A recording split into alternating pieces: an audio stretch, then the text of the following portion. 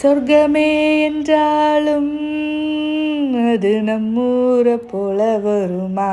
என்னடா இன்னைக்கு பாட்டோட ஆரம்பிக்கிறேன்னு பார்க்குறீங்களா? சடனாக ஒரு பிளானை போட்டு கேணிக்கு போய் குளிக்கலான்ட்டு எங்கள் வீட்டு குட்டீஸுங்களெல்லாம் கூட்டிகிட்டு கிளம்பிட்டோம். சவிக்குட்டிக்கு இதாங்க ஃபர்ஸ்ட் டைம். இது வரைக்கும் அவளை கேணிலெல்லாம் இறக்கி விட்டதே கிடையாது. ஸோ அவளை நல்லா அந்த டின்னை வச்சு கட்டி நல்லா சேஃபாக இன்னும் கொஞ்சம் அந்த சாரியெல்லாம் வச்சு நல்லா டைட்டாக கட்டி தான் அவளை இறக்கி விட்டோம்.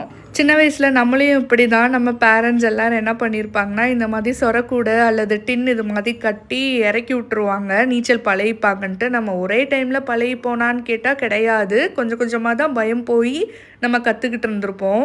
நான்லாம் அதில் எந்த ரகத்துலேயும் வரமாட்டேன். என்னை அப்படி இறக்கி விட்டதும் கிடையாது, நான் இறங்குனதும் கிடையாது. இப்போ வரைக்கும் கேணின்னு பார்த்தா எனக்கு ரொம்ப பயம். பாப்பாவை ஃபஸ்ட் டைம் இறக்கி விடவும் ரொம்ப பயந்துட்டு அவள் கீழே காலே வைக்கல.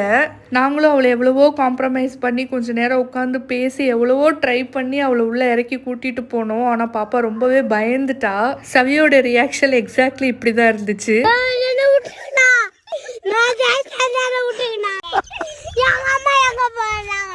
இந்த மாதிரி தாங்க அழுதுகிட்டு இருந்தா. அப்புறம் நீண்ட நேர பேச்சுவார்த்தைக்கு அப்புறமேட்டு சவி ஒரு வழியாக கொஞ்சம் கொஞ்சமாக அவள் பயத்துலேருந்து வெளியில் வர ஆரம்பித்தா.